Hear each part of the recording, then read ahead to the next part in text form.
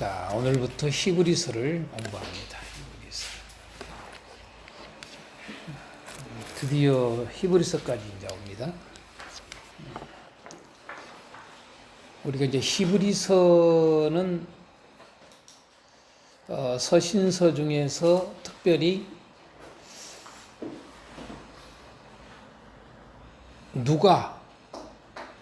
누구에게 썼는가, 그게 좀 불확실하지요. 유일하게 누가 누구에게 썼는지, 예, 좀 그래서 말도 많고 탈도 많은 서신서 중에 하나입니다. 그러나 우리가 알다시피 누가 누구에게 썼는가 보다도 더 중요한 것은 무엇을 위해서 이걸 썼을까라고 하는 게 더 중요하죠, 사실은요. 누가 누구에게 이 편지를 보냈는지 정확하게 몰라도 괜찮습니다. 중요한 것은 왜 썼느냐 이거예요. 무엇을 위해서 썼느냐. 이것을 정확하게 아는 게 중요하죠. 그런데 이제 이 히브리서가 누가 누구에게 썼는가 대강은 알 수 있어요. 그렇다고 전혀 알 수 없다라고는 볼 수 없지요. 누가 썼는지, 누구에게 썼는지 어느 정도는 좀 우리가 좀 알 수 있는 근거들이 히브리서를 보면은 알 수 있습니다. 자, 그래서 한 세 가지 질문을 제가 던졌습니다. 세 가지 질문을 던졌는데, 첫 번째로 왜 이 책을 히브리서라고 명명했을까라고 하는 거예요. 이제 흔히 히브리서라고 이 책을 이름을 이렇게 칭하게 된 것은 구약을 많이 이용을 하고 있죠. 또 특별히 그 율법과 제사에 대한 언급들이 많습니다. 그래서 일명 이 히브리서를 신약의 레이기라고도 말하기도 하죠.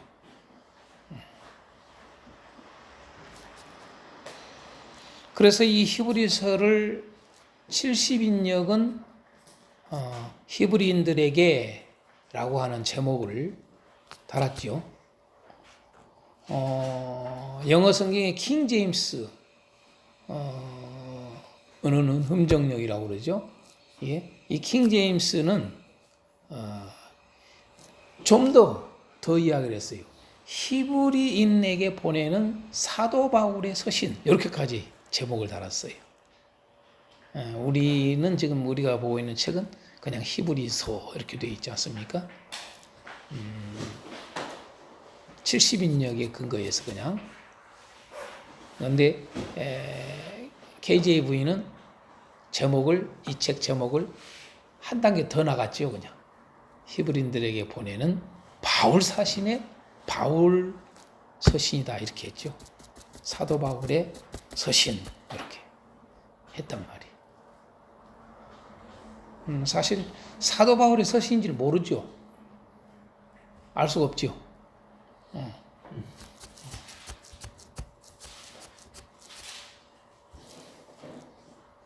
그런데 많이들 히브리서를 사도 바울의 서신으로 보는 사람들이 상당히 많아요.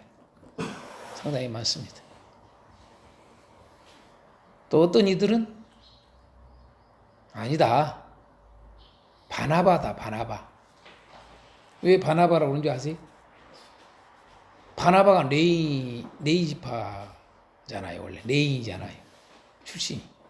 그러니까 이 제사와 관련된 이런 것들이 많이 언급을 하다 보니까 그렇게 생각을 하는 경우도 또 있었습니다. 뭐 등등 많습니다. 여러 저기로. 많은데 그러다 보니까 이제 그 신학자 중에 스코트라고 하는 신학자는 이 히브리서를 뭐라고 그러느냐, 신약 성경 중에 수수께끼다 이렇게 말을 했어요.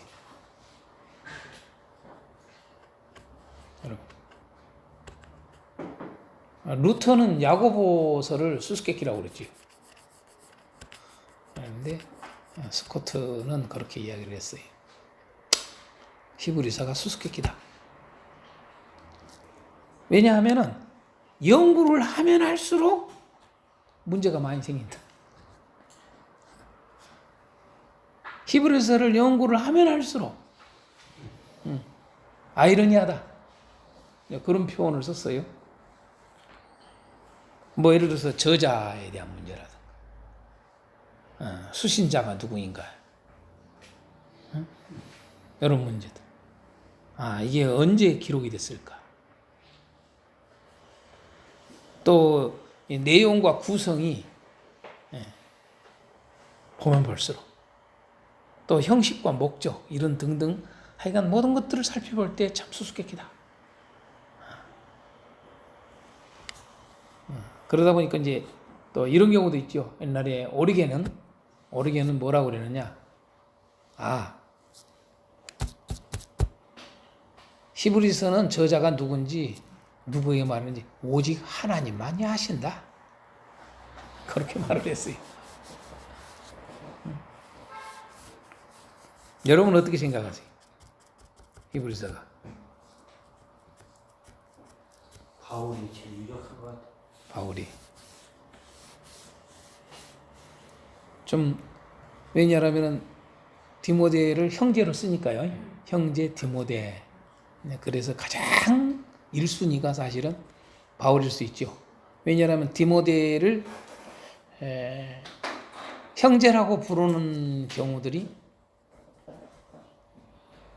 바울이 쓴단 말이에요. 주로 바울이.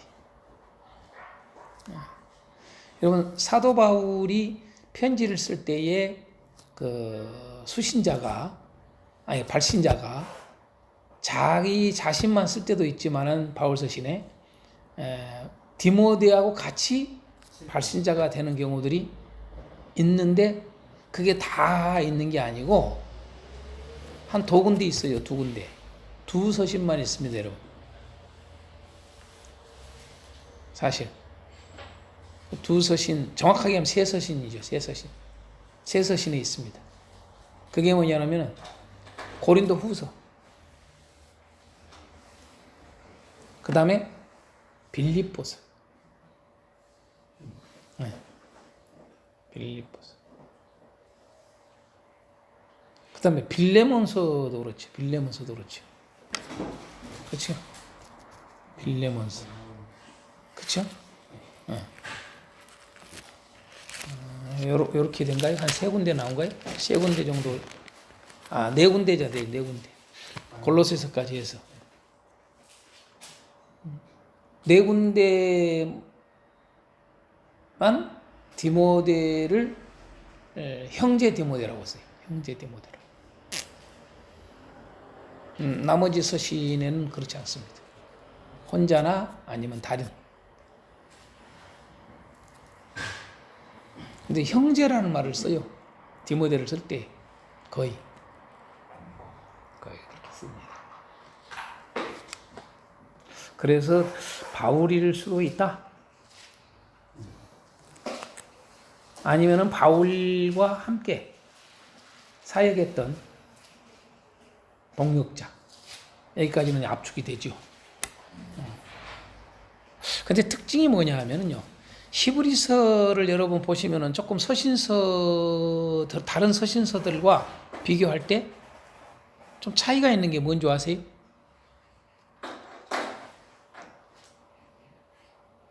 다른 인사와 하나도. 그렇죠. 인사말이 없어. 보통 서신서들은 다 인사말이 있는데 이 히브리서는 인사말이 없이 그냥 바로 내용으로 들어가요. 이게 지금 현재 히브리서의 차이점이에요. 다른 서신서하고.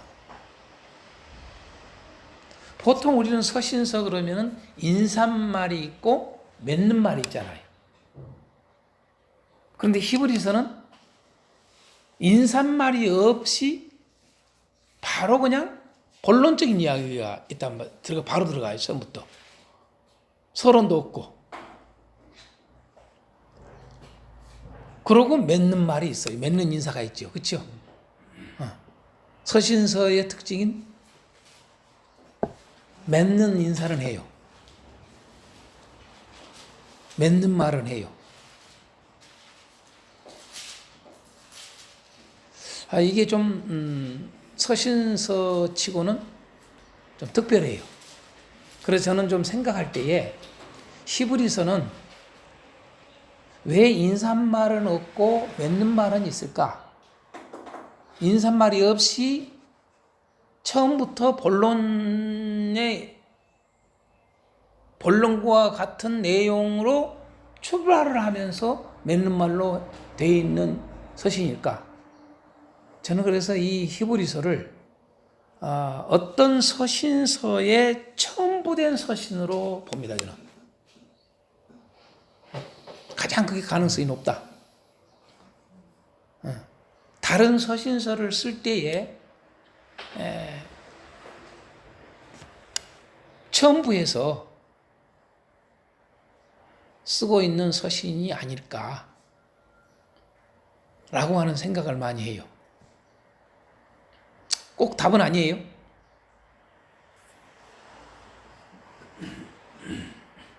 특별히 이제 제가 조금 이따가 또 언급을 하겠습니다만은 두 번째 질문에서 제가 한 이유가 있어요, 이게요. 두 번째 질문에. 왜 천사 이야기와 율법을 자주 언급하고 있는가? 그러면서 그리스도의 탁월성에 대해서 말을 한단 말이에요. 여러분 생각난 게 없어요? 그렇죠.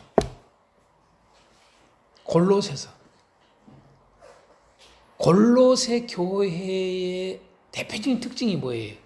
그리스도의 탁월성을 이야기하잖아요. 에베소와 골로새서의 차이점이 뭐라고 그랬죠? 에베소서는 교회에 대한 탁월성이에요.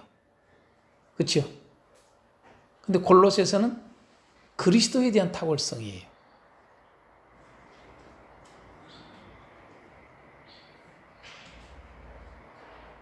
그런데 이 골로새서가 보면은 내용이 고릴로서 교회의 문제가 뭐예요? 여러분, 천사 숭배. 그 다음에 뭐예요? 여러분, 모세의 율법의 가르침. 그렇죠? 대표적으로. 이게 골로새 교회에 지금 들어와 있단 말이에요. 그래서 천사 숭배 버려. 붙잡지도 마라. 자, 율법으로 구원 그거 붙잡지도 마라. 버려. 오직 그리스도만 붙잡아. 그래서 그리스도의 탁월성을 이야기를 하고 있죠. 골로새서가. 유일하게 그래요. 서신서 중에. 그런데 이 히브리서는 바로 이 천사와 관련된 이야기, 바로 모세 율법에 대한 이야기로 크게 두 가지예요, 사실은요. 이걸 가지고 그리스도의 탁월성을 이야기를 해요. 이걸 대조해서, 비교해서. 그런데 그리스도의 그 탁월성, 그리스도의 그 우월함을 히브리서는 훨씬 구체적으로, 그리고 성경적 근거를 다 넣어서 말하고 있는 거예요. 이게 히브리서예요. 그러니까 무진자인 어떤 책과 관련돼 있어요? 어떤 서신과? 골로새서와 무진자인 관계가 있어요. 그래서 골로새 교회나 아니면은 그 골로새 지역이 특징이 여러 지역 중에 유난히 그 교회에 영향을 주었던 것 중에 가르침이 천사 숭배, 그 다음에 이 율법에 대한 율법 가르침은 뭐 모든 지역에 많았지요. 그렇죠? 율법으로 구원을 받는다. 율법을 지켜야 된다. 이런 것들이 지역마다 다 있었죠, 많이. 유대인들 때문에. 그렇죠?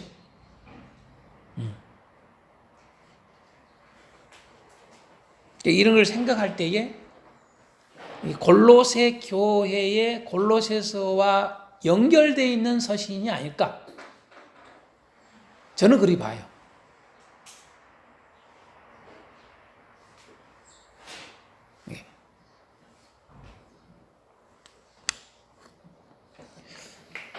그래서 특별히 저는 이 히브리서를 이런 것들을 종합적으로 보면은 어떤 히브리서 그러면은 그래서 이제 히브리인들에게 쓴 편지로 생각을 한단 말이에요. 지금까지 모든 이건 다 모두가 다 하나인 것 같아. 모든 학자들이나 지금까지 가르침이 히브리서는 히브리인들에게 쓴 편지다. 이렇게 다 모아놓은 것 같아요. 저는 그렇게 보지 않습니다. 꼭 히브리인들에게만 쓴 게 아니에요. 교회에 쓴 거예요, 교회. 그러나 그 교회인데 불특정 교회지요. 어떤 어느 한 교회를 한정시켜서 하는 것보다도 불특정 다수의 교회. 그 교회를 향해서 썼는데 특별히 그 교회도 어떤 것이 많이 영향을 주고 있었다? 라고 하는 거예요. 그죠? 그게 뭐예요? 바로 이 천사 숭배. 그 다음에 율법으로 구워. 요게 많이 교회를 휩쓸고 있는, 그 지역을 휩쓸고 있는, 그 당시에 그곳을 많이 휩쓸고 있었던 그 가르침들이 교회에 침투를 했던, 그 교회를 향해서 쓴 편지다. 그래서 저는 히브리서라고 하는 것보다는 히브리서를 저는 이렇게 명명을 하고 싶어요. 복음의 변증서.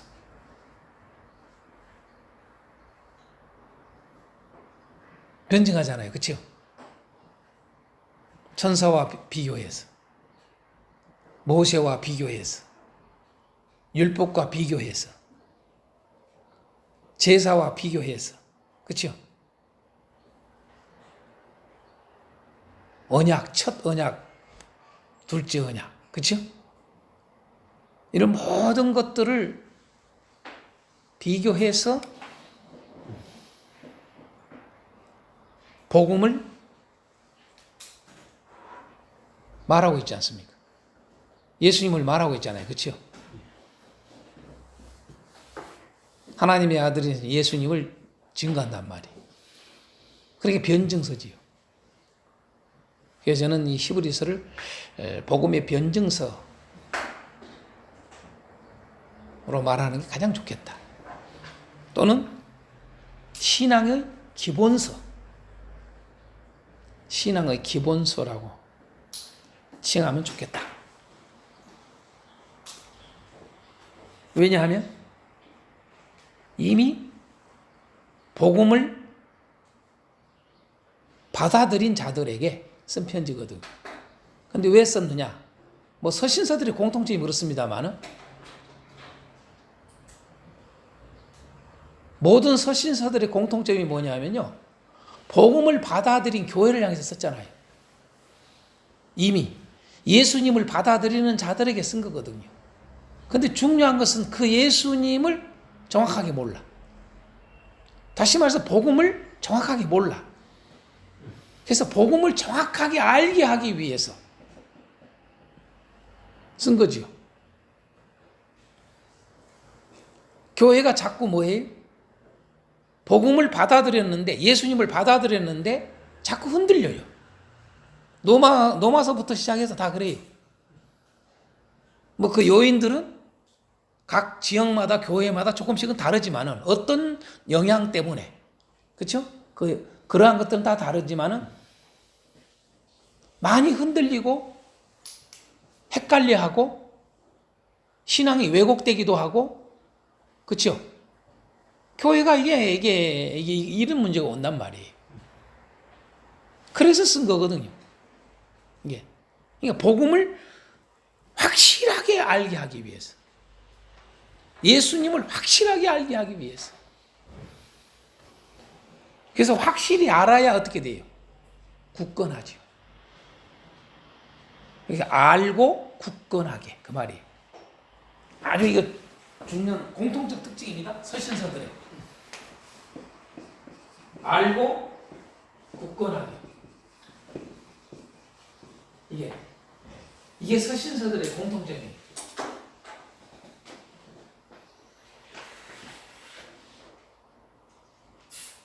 뭐 바울뿐만 아니라 요한도 베드로도 야고보도 모든 서신들의 공통점이 알고 정확하게죠. 정확하게 알고 그렇죠? 정확하게 알고 그러고 굳건하게 하기 위해서. 이게 모든 서신서들의 공통점이에요. 서신서의 공통점이 거기 있어요. 이걸 꼭 알아야 돼요. 그렇죠? 오늘날도 똑같아요. 우리 교회가, 우리 한국 교회가 마찬가지예요. 우리 교회의 문제점이 뭐냐? 복음이 흐려져요. 그러니까 항상 그래요. 역사가 흐르면서 나타나는 현상은 뭐예요? 첫 번째, 흐려져. 알에 대한, 지식에 대한 문제예요. 그렇죠? 흐려져, 이게. 흐려져. 처음에는 아주 분명했는데, 시간이 지나면서 복음에 대한 문제가 흐려지기 시작해요. 이게 그러면서 오게 된 게 어떻게 돼요? 아는 문제가, 하나님의 지식의 문제가 복음에 대한 지식이 흐려지면은 반드시 온 게 뭐예요? 신앙의 흔들림이 와요. 잘못된 신앙이 되거나 멸망으로 가요. 멸망으로. 그 공동체가. 근데 이것은 신약 성경만 보여준 게 아니라 구약의 이스라엘 역사도 똑같아요. 그래서 구약에 여러분 선지서가 써진 이유가 그거예요. 선지서는 꼭 서신서와 같은 거예요. 신약에. 뭐예요? 흐려져 버린 하나님을 아는 지식, 하나님의 뜻, 이게 흐려져요. 시간이 지나면서 이스라엘의 역사 가운데 흐려지니까 결국은 어떻게 돼요? 그들의 신앙이 흔들리기 시작한 거예요. 그래서 엉뚱한 데로 가버린 거예요. 그래서 멸망이 온 거예요. 멸망. 결론은 이것이 안 되면은 멸망이 되는 거죠. 그렇죠? 아멘. 이게 성경이 전체적으로 보는 그림이에요. 지금도 똑같다 그 말이에요. 구약의 시대나 신약 성경을 쓰는 이 시대나 현 시대나 동일한 거예요. 항상. 그러니까 여러분 중요한 목회에 있어서 중요한 것이 뭐냐? 정확하게 알게 하는 일. 그 다음에 그걸 정확하게 알아야 굳건하지요. 그죠? 굳건하게 하는 일. 요 일을 우리 목회자가 하는 거예요. 항상.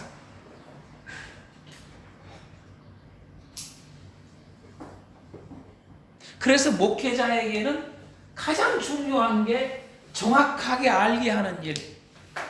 복음을 정확하게 알게 하는 일. 이게 얼마나 중요한 줄 알아요. 복음 왜 몰라요? 이러지요. 아니요, 여러분요. 시간이 흘러가면서 복음이 흐려져요.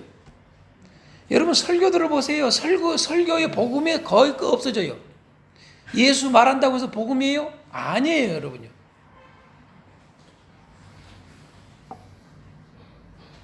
하나님의 뜻을, 예수님의 이 뜻을 정확하게 전달해야 되는데 예수님의 뜻이 전달 안 돼요. 흐려져요.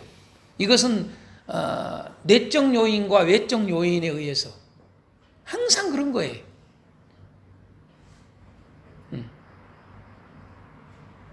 이게 마귀가 하는 일이죠. 아담에게만 그렇게 한 게 아니고 하와에게만 그렇게 한 게 아니라 그 말이죠.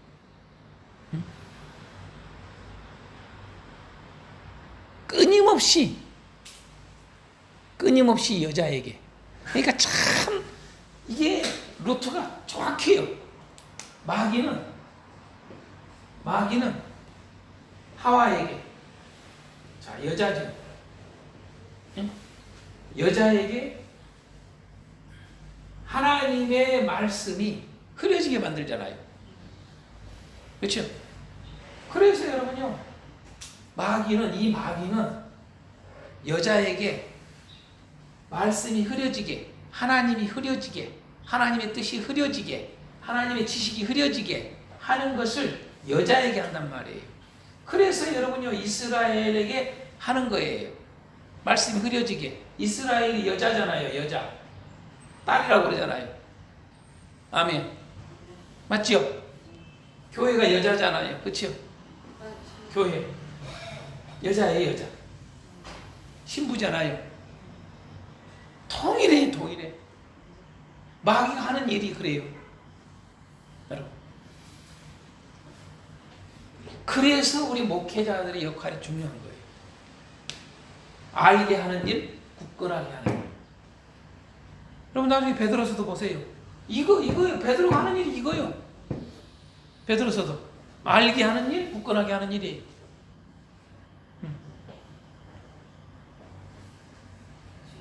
다른 게 중요한 게 아니고, 여러분요, 키우는 일이 중요한 게 아니라니까요. 키우는 일이 중요한 게 아니에요. 다시 말해서 키운다는 말은 내가 좋은 말, 크게 한다는 말, 크게 하는 일이 중요한 게 아니에요. 우리의 관심은, 목회자들의 관심은 공동체를 크게 한다, 이게 관심을 가지면 안 돼요.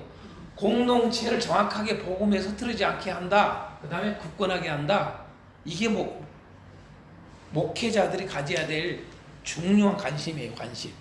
아멘. 네? 그런데 여러분 다른 데 관심을 가져요. 여기에 관심을 안 가져.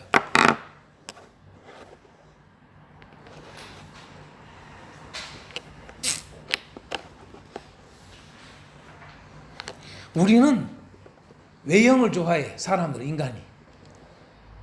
그러니까 하나님은 중심을 중시 여기는데 우리는 외적인 거, 하나님은 내적인 거. 그잖아요?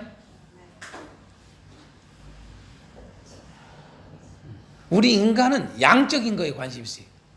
하나님은 질적인 것에 관심이 있단 말이죠. 이게 질이 잘못된 양이 많아서 무슨 소용이 있어요? 그렇죠? 엄밀히 말하면 여러분요, 이 세상의 사람들이, 이방인들, 예수님을 믿지 않는, 하나님을 믿지 않는 사람들이 여러분요 더 많잖아요. 그 양이 얼마나 많아요? 응? 근데 우리는 자꾸 하나님의 마음, 하나님의 목회, 하나님의 선교에 포커스를 안 둬요. 인간적 목회, 인간적 사역, 인간적 선교를 한단 말이에요. 세상적 사역, 선교예요. 응? 하늘의 사역이 아니에요. 가만히 보면 거기에 휘둘려요, 우리가.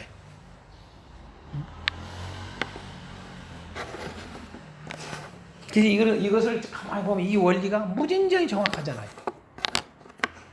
그래서 우리가 뭘 해야 되는가, 이걸 놓치지 말아야 돼.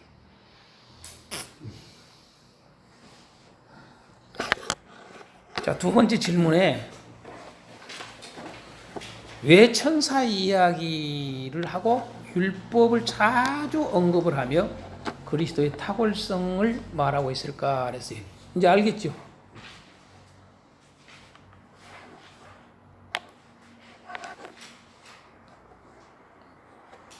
히브리서 처음 들어갈 때 뭐가 나와요? 천사 이야기부터 나와요. 그렇죠? 이 생각 해보셨어요? 혹시? 천사 이야기부터 나오니까 1장, 2장 다 천사 이야기잖아요. 그렇죠? 네.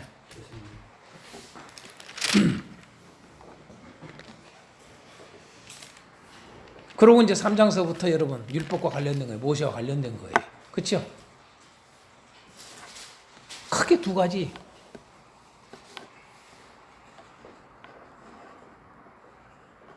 그러면서 자꾸 그리스도에 대한 탁월함을 얘기하잖아요. 자, 그 첫 번째가 뭐예요? 뭐 동일한 이야기인데 여러분 교회 안에 혼합적 가르침 때문에 그런 거죠. 그렇죠? 교회 안에 좀 더 구체적으로 교회 안에 혼합적 가르침이죠. 그래서 천사 이야기, 율법 이야기를 하는 거예요. 그러면서 그리스도의 탁월성을 이야기하는 거예요. 이걸 한마디로 해서 교회 안에 혼합적 가르침이 들어와서 그 말이죠. 그렇죠? 구체적으로는 그 교회 안에 혼합적 가르침이 히브리서 내용을 볼 때에는 그 당시에 그 교회의 혼합적 가르침이 대표적인 두 가지를 가지고 이야기를 한 거예요. 여러 가지 가르침들이 들어오지요. 그죠? 시대 속에 다른 다르죠, 많이.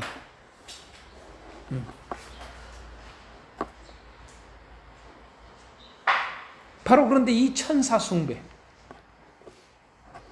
그 당시로서는 이 히브리서에 써진 그 당시로서는 그 혼합적 가르침이 교회 안에 대표적으로 바로 천사를 숭배하는 가르침이 들어온 거죠.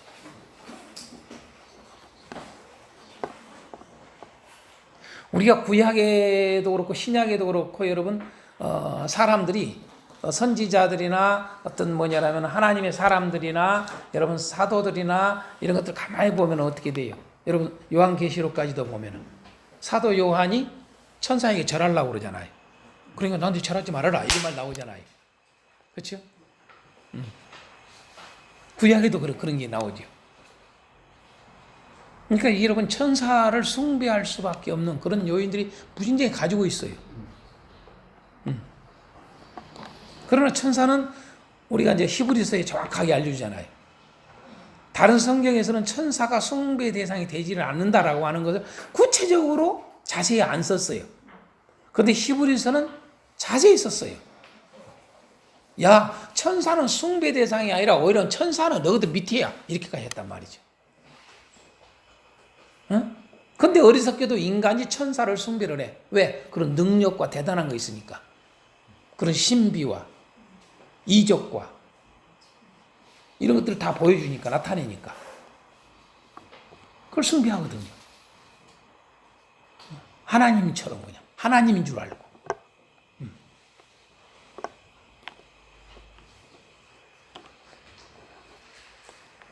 그게 아주 이 가르침이 들어온 거죠. 우리가 골로새서 볼 때 그걸 언급을 했잖아요. 천사를 숭배하는 그런 가르침이 들어온 거죠. 사실 여러분 그리스 신화라든가 이런 모든 그 신들 이야기 가보면 천사와 관련된 것들이에요, 다. 그렇죠? 천사와 관련된 것들이에요. 이제 이러한 것들은 이 세상에서는 많이 있는 거죠.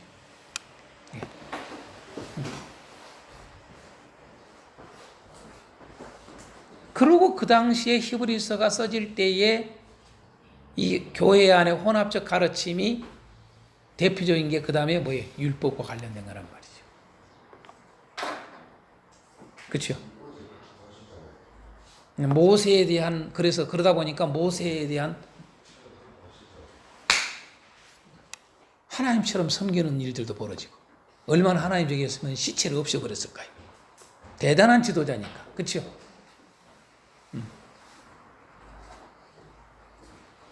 애나 찍으면 똑같아요, 우리가. 우리 진 목사님이 대단한 능력을 행해봐요. 양쪽으로는 걱정이 안 돼. 여러분요. 사람만 많이 모인 게 아니라 하나님으로 이게 하나님으로요. 하나님처럼 해본다니까요. 그죠?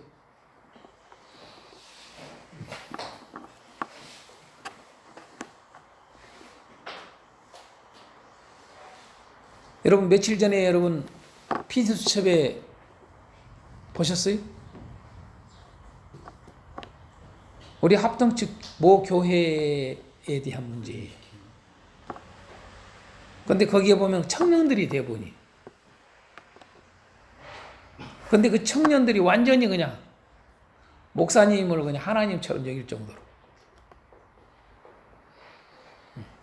저는 그걸 보면서 두 가지를 생각을 했어요.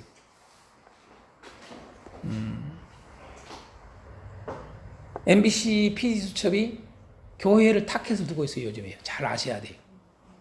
교회 죽이기가 들어가 있어요. 그래서 교회를, 맞는 말인데 100% 맞는 게 아닌데, 일부러 교회를 죽이고자 하는 게 있단 말이에요. 이제 교회를 집중적으로 요즘 다뤄요. PD수첩이. 이 교회, 저 교회, 이 목사, 저 목사. 그걸 아셔야 돼요, 여러분이 흐름을. 한편으로 이런 생각을 해요. 교회가 얼마나 문제가 많으면 그럴까? 한편으로 이해가 해요, 제가요. 이해를 하지만은 한편으로는 기가 막히죠. 저들의 음모도 내가 알지.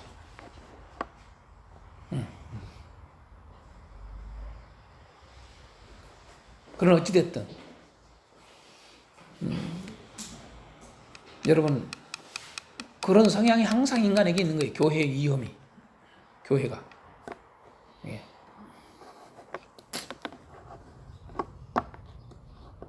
이제 모세.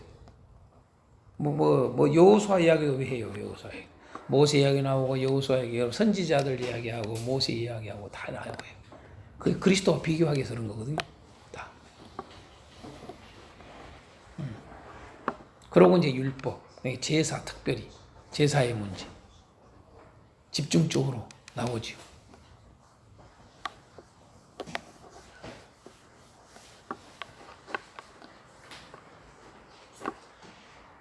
이러한 것들이 히브리서에 나타나는 그 아주 첫 번째 이 교회 안의 혼합적 가르침. 그것 때문에 그런 거죠. 요즘에는 현대에 와서는 교회의 여러분 혼합적 가르침은 무궁무진하지요. 훨씬 많습니다. 그걸 아셔야 돼요, 여러분요. 훨씬 많습니다. 뭐 인문학이 들어와요. 교회 안에. 심리학이 들어와요. 여러분요. 그죠? 상담학이 들어와요.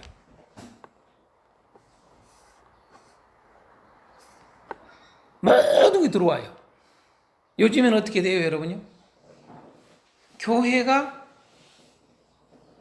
교회에서 교회 내적으로 일어나는 문제를 가지고 세상 법정에 나가는 것이 당연하다 생각을 해요.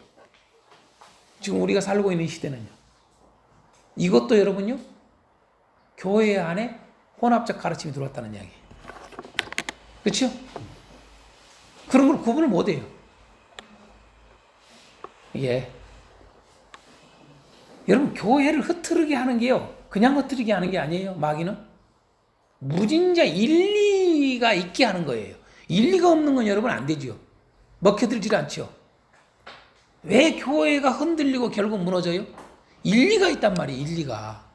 무진자의 일리가 있단 말이에요.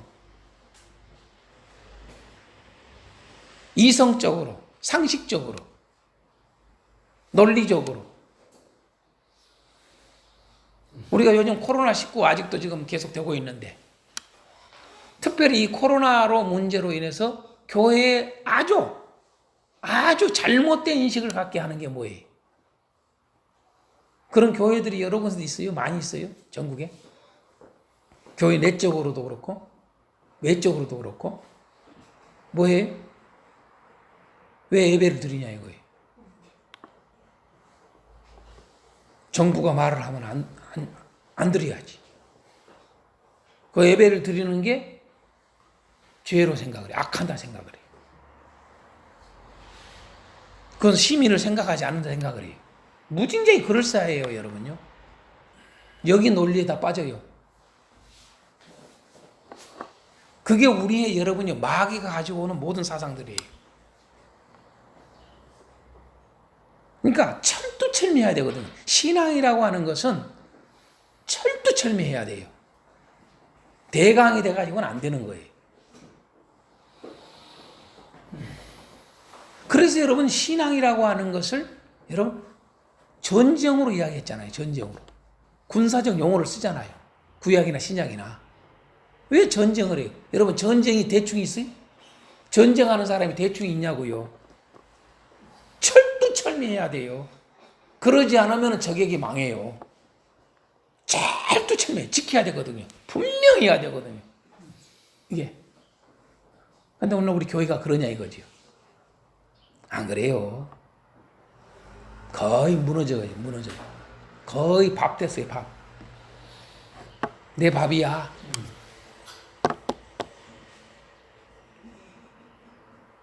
마귀는 누구를 밥으로 삼아요? 교회를 밥으로 삼는다고요.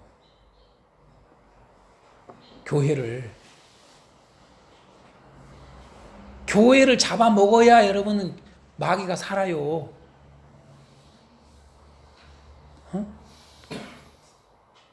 교회를 안 잡아먹으면 마귀가 죽어요, 여러분요. 눈에 산불을 켜고 교회를 보는 거예요. 그래서 우는 사자가, 여러분, 우는 사자를 표현했잖아요. 배고픈 자는 배고픈 사자를 이야기한 거예요.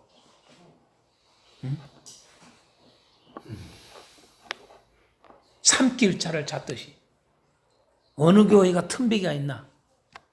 어느 교회가 저거 먹힐 수 있나? 이걸 보는 거예요. 어느 목사가 지금 현재, 저 목사가 딱 잡아먹으면 되겠어? 이게 마귀가 항상 보는 거예요, 마귀가. 이게 철두철미해야 된다고요. 신앙은 철두철미한 전쟁이 전쟁. 싸움이야, 싸움. 그래서 이 가르침은 단순한 게 아니에요, 교회의 가르침. 이 복음을 철저히 지키는 것은 단순한 게 아니라고요. 구약으로 말하면 그 율법을 철저히 지키는 게 여러분 그냥 문제가 아니에요. 이스라엘 백성들이 여러분요 율법을 철저히 지켰어야 돼요. 철저히 지키면은 여러분 강했어요, 강해. 그 어떤 대적들도 여러분요 넘볼 수가 없었어요. 그런데 율법이 무너지니까 다 무너진 거예요. 오늘 우리가 뭐예요? 복음이 무너지면은 무너지는 거예요, 여러분요.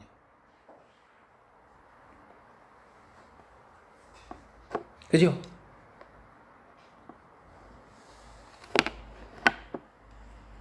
그래서 우리가 이런 천사 이야기, 율법 이야기를 자주 하고 이런 이야기를 하는 것은 여러분 아직도 예수 그리스도에 대한 이해가 부족하다는 거예요. 우리가 두 번째로 볼 때에 복음에 대한 이해가 너무 부족해, 교회가. 그래서 이걸 말을 하는 거예요, 지금. 복음을 받아들인 교회가 됐는데 이 교회가 천사 숭배나 율법 이야기나 여기 휘둘리는 거야, 이런데 다. 예수 맞아. 예수 맞아. 근데 야, 예수만 가지고 살겠니? 아이고, 이것도 있어야 돼. 이게 받아들여지는 거야. 들어오는 거야. 이게. 아니, 예수만 되겠어. 건강해야지. 얼마나 일리가 있어요. 그죠? 예수만 필요해? 돈도 있어야지. 돈 없이 어떻게 사니? 얼마나 맞는 말이에요. 그죠? 야, 예수만 필요하니? 과학도 필요하잖아. 야, 예수만 필요하니? 이 세상에 공부도 중요하잖아. 맞는 말이잖아요. 일리가 있잖아요, 다. 여기에 녹아나가는 거예요, 다. 그것이 맞는 말이지만은 틀린 말이에요. 왜?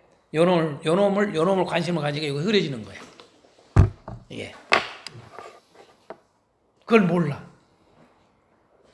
사람들은요. 아니, 저가 그러니까 여러분 책 읽지 마세요, 목사님들. 성경만 연구하고 집중하세요. 그 말을 하는 게, 저 목사 저 애골수 아니야, 저 꼴통 아니야, 이렇게 생각한다고요. 응?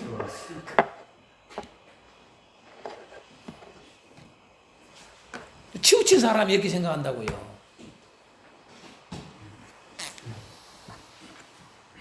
그러니까 중요한 것은 뭐예요? 복음에 대해서 정확하게 알고 있어야 돼 말이죠. 아멘. 복음에 대해서. 근데 과연 오늘날 우리 교회들을 보세요. 복음에 대해서 정확하게 알고 있냐 이거예요. 제가 지난 시간에 뭐였어요? 빌레몬서 할 때. 사랑에 대해서 정확히 알고 있냐 이 말이에요. 그잖아요?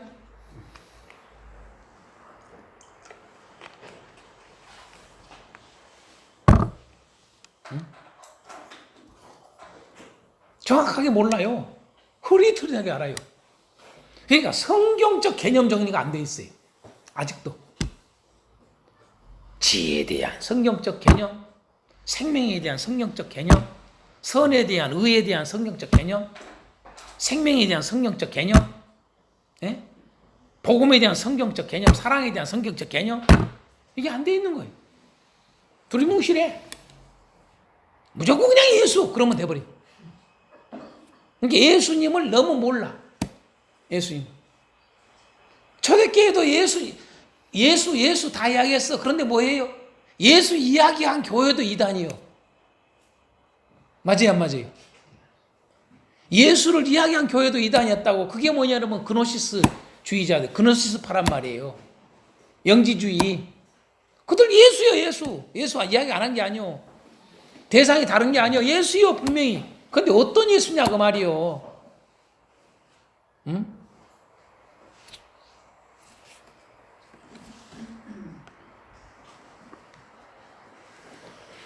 자, 세 번째로 이게 우리가 이 천사 이야기 율법을 자주 언급하고 이 그리스도 탁월성에 대해서 이야기하는 것은 세 번째로 미성숙한 상태. 있기 때문에 이걸 말을 한 거예요. 교회가 미성숙한 상태에 있단 말이에요. 그러니까 복음만 단순히 이해를 못할 뿐만 아니라 여러분 연결이 되는 거죠. 다 이게 하나로. 미성숙해. 제가 누누이 이야기하지 않습니까? 우리 한국 교회가 지금 130년이 됐어요. 그렇죠? 우리 교회의 역사가 우리 한국에. 그런데 뭐예요? 130년이면 여러분 130살 먹었으면 노인이죠, 노인. 그런데 뭐예요? 미성숙해요. 어린아이 같아요. 그렇죠? 그걸 우리가 5장 11절에서 6장 2절까지 그런 이야기를 하잖아요. 미성숙한 상태를. 그래서 이 천사 이야기하는 것이고, 그래서 율법 이야기하고 제사 이야기하고 이런 이야기 하는 거예요. 제사장 이야기하고 하는 거예요. 그러면서 그리스도의 탁월성을 이야기하는 거예요. 오늘날 우리가 똑같다 그 말이에요. 오늘날도. 이 당시에만 그런 게 아니라 지금도 우리는 그리스도에 대해서 여러분 얼마만큼 분명하게 알고 있냐 이거예요. 예수님에 대해서 얼마만큼 확실하게 알고 있냐 이 말이에요. 응?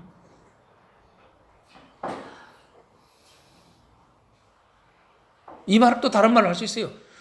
여러분 믿음에 대해서 얼마만큼 알고 있냐 이 말이에요. 또 다른 말하면 구원에 대해서 얼마만큼 정확하게 알고 있냐 이 말이에요. 분명하게 알고 있지 않아요. 구원에 대해서 아직도. 그러면 여러분요 무너지는 거예요. 교회는요.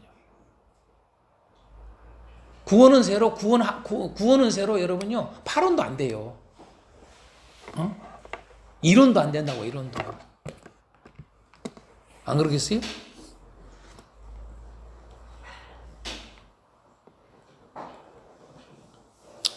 자, 세 번째, 히브리서의 수신자는 어떤 사람들일까?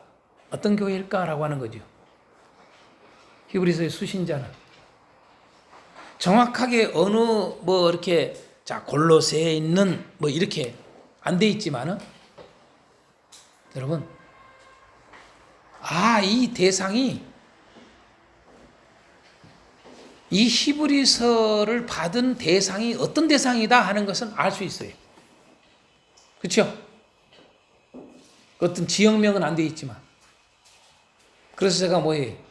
어느 지역보다는 둘 중에 하나란 얘기죠. 하나는 아까 첨부된 서신으로 보게 되면은 골로새서의 첨부된 서신으로 볼 때 골로새 교회를 해서 쓸 수 있다 이거죠. 그러나 그 첨부된 서신이 아니라면은 불특정 다수 교회를 향해서 써진 거라 이 말이죠. 그러나 그 교회가 어떤 교회인가? 여러분 초대교회의 모습을 그대로 볼 수 있어요. 초대교회를 향해서 써진 거다 저는 봐요. 전반적으로. 그래서 어떤 첨부된 서신이 아니라면은 뭐예요? 인사말이 없는 것은 누구에게라는 말이 없는 것은 모든 이러한 것으로 지금 현재 이 교회의 천사 숭배와 아직도 천사 숭배와 어떤 율법으로 구원이라고 하는 이 그리스도를 받아들이는 교회들이 이런 것에 대해서 몸살을 앓고 있는 그런 상황에 있는 자들에게 다 읽도록 써진 편지다 저는 본단 말이에요. 그래서 이들의 이 수신자를 좀 내용을 보면 알 수 있어요. 내용을 보면 역시 교회를 향해서 썼구나. 근데 어떤 교회, 역시 교회구나. 교회인데 어떤 상태인가 그걸 보여줘요. 크게 과거에는 이 교회가 과거에는 이 교회가 지나온 동안에는 어떤 교회였어. 근데 현재는 지금 어떤 상태에 있는 교회야? 이것을 알려줘요. 히브리서가. 이 수신자가. 어떤 자들인 걸. 그게 첫 번째로 뭐냐면요. 3장 1절에 보면 이게 나와요. 함께 하늘의 부르심을 받은 거룩한 형제들이라고 나와요. 그렇죠? 함께 하늘의 부르심을 받은 거룩한 형제들.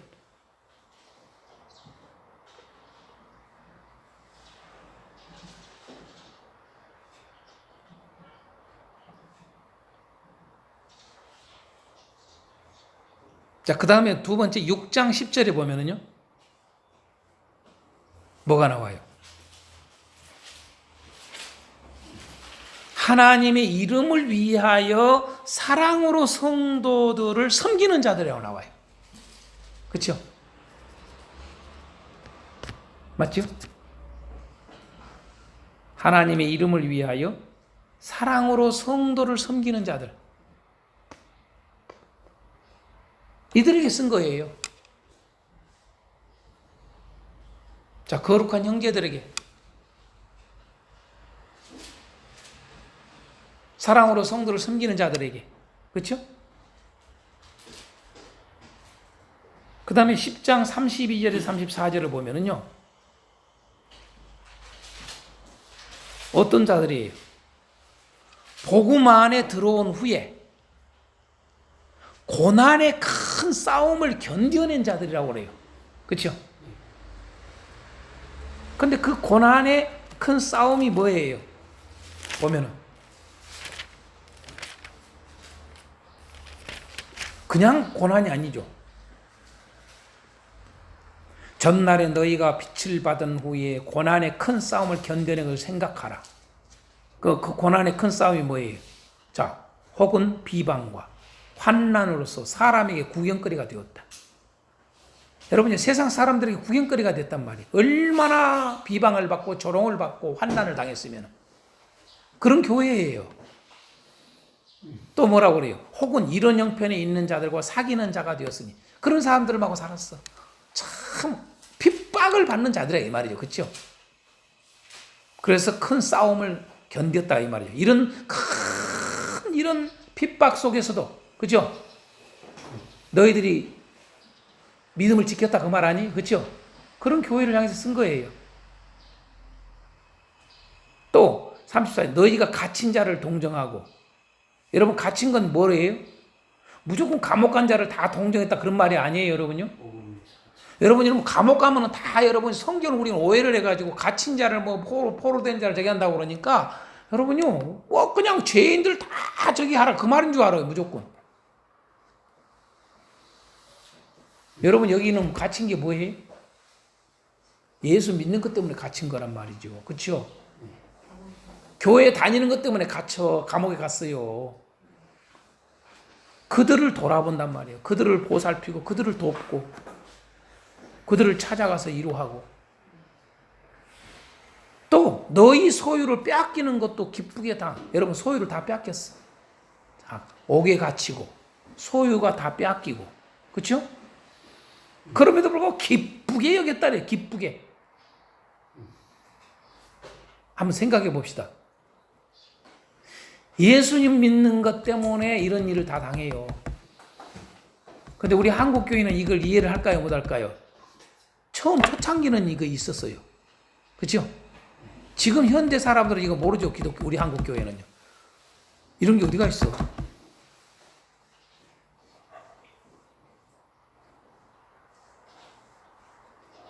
이러한 고난의 큰 싸움을 견뎌낸 자들에게 쓴 거예요. 편지를요. 맞죠? 이게 지금 현재 이 세 가지는 지금까지 과거서부터 지금까지 이 교회가 예수님을 받아들인 이후로 지금까지의 어떤 상태에 있었던 자들이라는 걸 알아주는 과거의 상태예요. 그렇죠? 그런데 지금 현재 상태에 대해서 또 이야기를 해요. 현재는 지금 어떤 상태냐? 이런 자들이 거룩함으로 부름받은 자들, 그렇죠?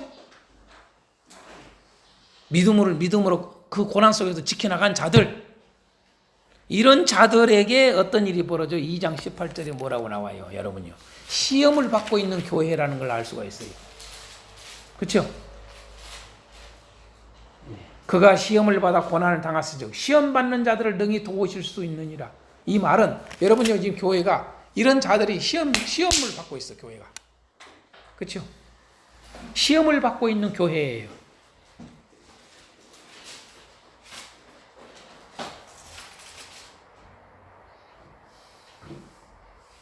그러니까 그래서 이 말을 한 거예요. 히브리서는 이 기자는 바로 예수님이 그렇게 시험을 받았듯이 지금 너희들도 이렇게 시험을 받고 있어. 그렇죠? 자, 그 다음에 어떤 교회로 이야기를 해요? 5장 12절을 봐요. 5장 12절. 5장 12절에 보면 뭐가 나와요? 누구에게 가르치는 때가 오래되었으므로 너희가 마땅히 선생이 되었을 터인데 너희가 다시 하나님의 말씀의 초보에 대하여 누구에게서 가르침을 받아야 할 처지이니 그래요, 안 그래요? 단단한 음식은 못 먹고 젖이나 먹어야 할 자가 되었도다. 이 말 속에 뭘 할 수 있어요? 이 교회가 지금 이 수신자들의 대상이 다시 말해 이 편지를 받아들이는 대상이 누군가를 알 수 있잖아요. 하나님의 말씀의 기초를 다시 교육받아야 할 처지에 있는 교회란 말이죠.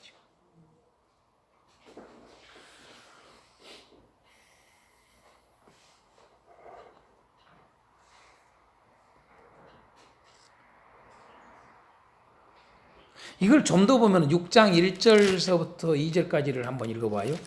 6장 1절서부터 2절에 보면은 그러므로 우리가 그리스도의 도의 초보를 버리고 죽은 행실을 회개함과 하나님께 대한 신앙과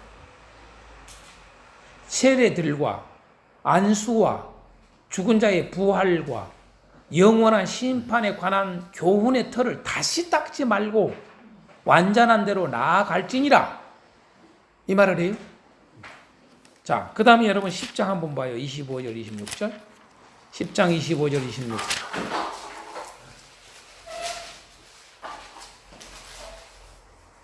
모이기를 피하는 어떤 사람들의 습관과 같이 하지 말고 오직 권하여 그날이 가까움을 볼수록 더욱 그리하자.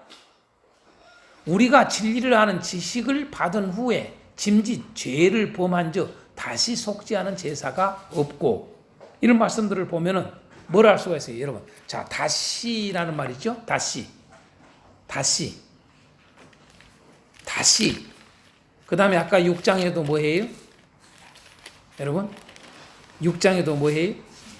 여러분요, 다시 닦지 말고 나와요, 안 나와요? 그죠? 네. 자, 이 다시 나와요. 다시. 이 말을 이거 한마디로 말하면 무슨 말이에요? 여러분, 신앙이 어떤 신앙을 가지고 있다는 거예요? 되돌이표 신앙이에요. 되돌이표 신앙. 도루묵 신앙.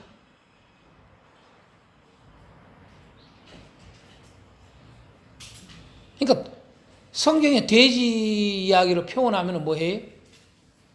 청소를 해놓고 싹 돼지 우리를 청소를 해놓으니까 좋다고 꼬리를 딸딸딸딸딸 하더니 도로 똥 싸가지고 똥 위에 가 도로 누르는 있어. 언제나 좋다 하더니 금방 그게 언제라고 그냥 다시 더러워져가지고 더러운 곳에 그냥 푸드가지고 좋다고 해 이러고 있어요. 도루묵이야. 깨끗하게 해놓으니까 계속 깨끗한 곳이 있어야 되는데, 깨끗함을 유지해야 되는데, 다시 더럽혀가지고 더러운 곳에 다시 가서 조싸우니 이러고 앉아있는 거예요. 이 되돌이표 신앙입니다, 이게. 도루묵 신앙이요. 지금 그런 상태에 있는 교회가 됐다, 그 말이에요. 무슨 말인지 알지요? 다시 그 말은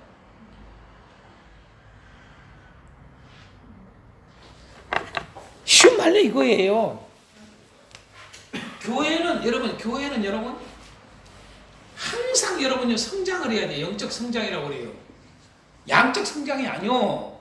영적 성장이 중요하다고요. 네. 영적으로 성장을 해야 돼. 제가 이따 특징할 때 또 이야기하겠습니다만은, 이 성장하지 않는 교회는 교회가 아니에요, 여러분. 한번 따라서 합시다. 성장하지 않는 교회는 성장하지 않는 반드시 망합니다. 이걸 알아야 돼요. 여러분, 성장하지 않는 그리스도인은 반드시 지옥 갑니다. 그걸 아셔야 돼. 에? 성장이 뭐예요? 성장이 양적인 걸 말하는 게 아니라 그 말이죠, 여러분.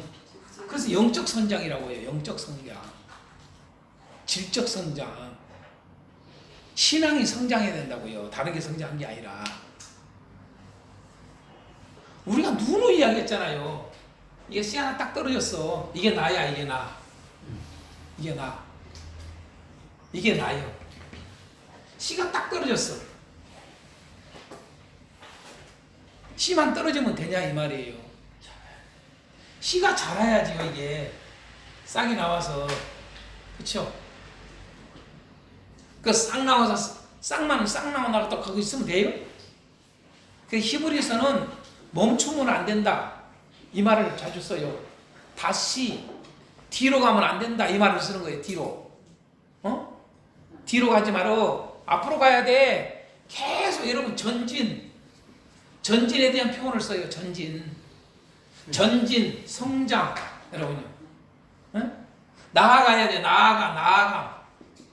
그쵸? 나아가야 된다고요. 자꾸 나가야 돼. 자꾸 자라야 돼. 여기서 멈춰 있어도 안 돼. C에서 멈춰 있어도 안 돼. C에서 멈춰서 그 다음에 싹 튀고 거기서 멈춰 있으면 안 돼. 계속 자라야 돼. 언제까지? 열매를 맺기까지. 그쵸? 그래 안 그래요? 열매를 맺기까지 여러분 성장해야 돼. 비바람이 몰아쳐도 폭풍이 몰아쳐도, 그쵸? 춥고 배고파도, 그쵸? 견디고 이겨나가서 열매를 맺을 때까지 너는 왜 씨 심은 줄 아냐? 열매 맺으려고, 얻으려고. 농부가 똑같아. 예수님이 씨 뿌린 비와 똑같은 거예요. 히브리서 그 이야기 맞죠? 오늘날 우리 교회가 이걸 알아야 돼요. 이게. 근데 오늘날 우리 교회가 어떻게 돼요? 씨만 뿌려. 씨만 뿌려.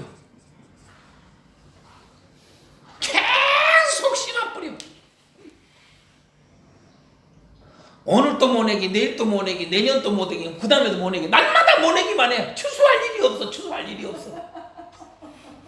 그 농부 멍청한 농부 아니요? 그 병신 아니요? 병신? 그 정신 나간 목사 아니요? 아니 왜 씨 뿌리고 왜 모내기 하냐고. 아이고 나는 뭐가 졌사오니. 밤낮 뭐만 보고 살아라 이놈들아. 기가 막힌 이야기예요 여러분요. 자기가 지금 현재 뭘 위해서 하는지를 몰라.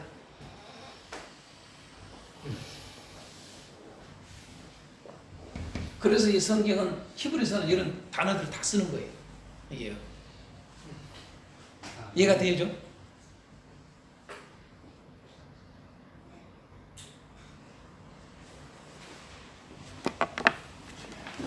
근데 지금 교회가 어떤 상태 된 거예요? 여러분요 대단했어. 거룩함을 유지하고 여러분 성도를 섬기는 일로 여러분 열심히 했고, 그리고 뭐예요? 여러분이 엄청난 고난이 왔어. 큰 여러분요 싸움이 있었어. 그냥 싸움이 아니야. 대강 싸움이 아니야. 여러분 이 큰 싸움이 뭐예요? 큰 고난이다 그 말이죠. 엄청난 핍박을 당했어. 어? 다 뺏김 당하고 감옥에 갇히고 어디도 여러분 이 공동체, 이 사회 공동체 있을 수가 없어. 외롭고 쓸쓸하고 고통스럽고 괴롭고. 여러분 성경의 구약이나 신약이나 똑같은 공동체, 다 가난한 자가 된 거야. 다 여러분요 고통 속에 있는 자야. 고난의 사람들이야. 응? 그런데 그걸 다 견뎠다고 말이요. 대단하잖아요. 안 그래요? 대단한 교회란 말이에요. 대단한 그리스도인이란 말이에요. 대단한 하나님의 백성들이란 말이에요. 그런데 이들이 어떻게 돼? 그랬던 이들이 어떻게 되냐 이 말이에요. 시험을 받으니까 여러분 흔들리기 시작하고 뭐예요? 세상에 날마다 도루묵 신앙을 가지고 있는 거야. 어? 되돌이켜. 무슨 말이야? 다람쥐 쳇바퀴 돌듯이 하는 신앙이에요. 이게 성장하지를 않아. 이게 미성숙한 상태죠. 그렇죠? 지금 현재 상태가 그런 상태에 있는 교회에게 쓴 거예요. 그런 그리스도인들에게. 히브리인들에게만이라고 저는 안 봐요. 이게 많은 사람들이 착각을 한 거예요. 율법, 제사, 뭐 이런 이야기가 가득 차니까 이거 히브리인들이 썼다. 아니요. 여러분 골로새 교회 히브리인들에게만 있었어요? 골로새뿐만 아니라 여러분 모든 교회들에게 여러분 율법 문제가 가장 대두됐었어요. 초대교회. 율법의 가르침. 예수 가지고만 안 돼. 그건 좀 부족해. 아니야. 율법을 잘 지켜야 돼. 제사 잘, 이게 얼마나 중요한데. 이게 복음을 제대로 정확하게 이해를 못했던 거죠. 그죠? 그래서 이걸 한 것이지. 무슨 히브리인들을 이거 히브리인들이나 이런 거 관심이 있지 뭐 이방인들 이들이 이딴 소리를 해요. 이딴 소리를. 얼마나 히브리서를 이해를 못해요. 초대교회가 다 이랬단 말이에요. 교회들이. 이해가 되죠? 그래서 히브리서가 아니에요. 사실은요. 알고 보면.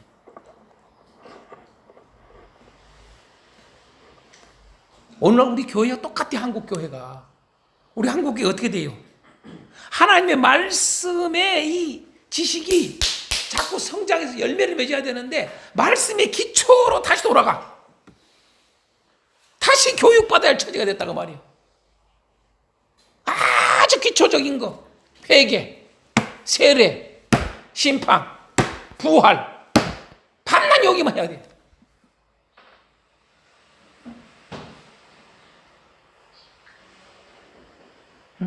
예수님 피 누가 몰라? 아이고, 그렇게 하나님을 모르는 거야.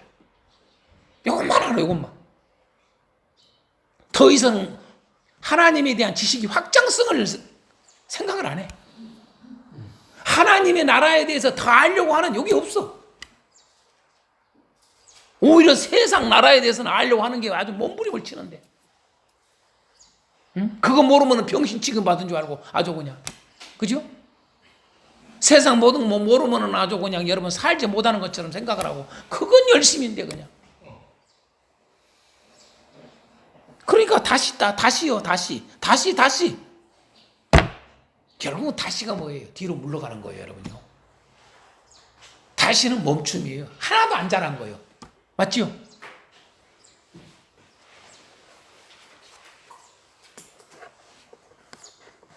이런 상태에 있는 자들에게 쓴 편지란 말이에요. 이런 상태에 있는 교회를 향해서 쓴 거란 말이에요. 오늘 우리 한국 교회가 히브리서를 들어야 돼. 할렐루야. 아멘. 이해가 되죠? 이러면은 성경은 다 우리한테 다 적용이 돼. 가만히 본 게. 이 서신서나 저 서신서나 우리한테 어쩜 그렇게 맞는지 몰라. 고린도서도 우리한테 맞고 갈라서 우리한테 맞고 다 맞아. 맞죠? 에베소서 우리한테 맞고. 아이고 주여. 빌레마서도 우리한테 맞고. 응?